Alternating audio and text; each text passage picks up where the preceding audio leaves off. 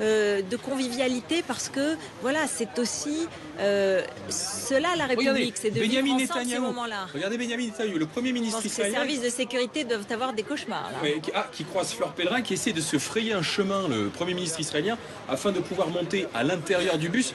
Et on avait entendu à l'instant, écoutez, ces images sont incroyables. On entendait à l'instant quelqu'un dire, écoutez, avancez s'il vous plaît. Il n'y a plus de place, comme un matin d'heure de pointe, alors que tout le monde essaierait de rejoindre son lieu de travail. Quoi. Oui, alors, Voilà, vous donc, entendez des services de sécurité quand même exceptionnels, mais une certaine improvisation, on va dire, qui doit mettre beaucoup de ces dirigeants politiques en difficulté et dans l'embarras parce qu'ils n'ont pas l'habitude de cette situation. Alors, écoutons l'ambiance, si vous voulez.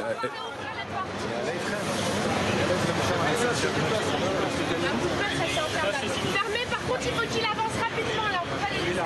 Non, il est pas là, on entend dehors. Le téléphone, on est à côté de ça. On peut avancer, tranquillement.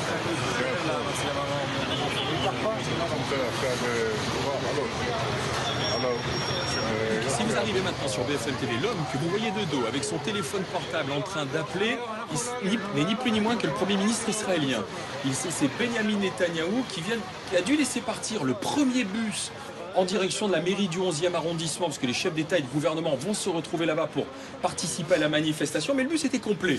On assiste à des scènes qui sont absolument saisissantes, et on a dit au Premier ministre, non, vous ne pouvez pas monter à l'intérieur du bus, avancez s'il vous plaît, et il fallait que le bus dégage. Et donc, Benyamin Netanyahou, Sur le plan de la sécurité, ce sont des questions assez compliquées, parce que être statique pendant un moment sur le même lieu, dans une attente, alors que d'habitude il y a des trajets totalement sécurisés, organisés et protégés, ça doit donner un peu le frisson à l'entourage du Premier ministre israélien et de toutes les personnalités, tous les dirigeants européens.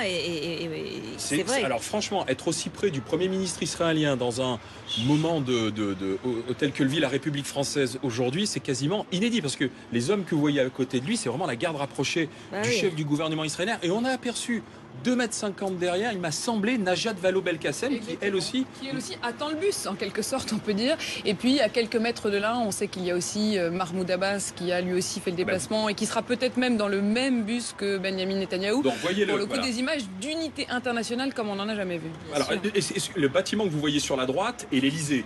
C'est-à-dire que l'ensemble de ces personnalités viennent de sortir de l'Élysée. Nous sommes rue du Faubourg Saint-Honoré, en plein cœur de Paris, là où se trouve le palais présidentiel. Et l'ensemble de ces personnalités et le Premier ministre israélien attendent maintenant de monter dans le deuxième bus que vous apercevez, puisqu'un premier est parti, il n'y avait plus de place.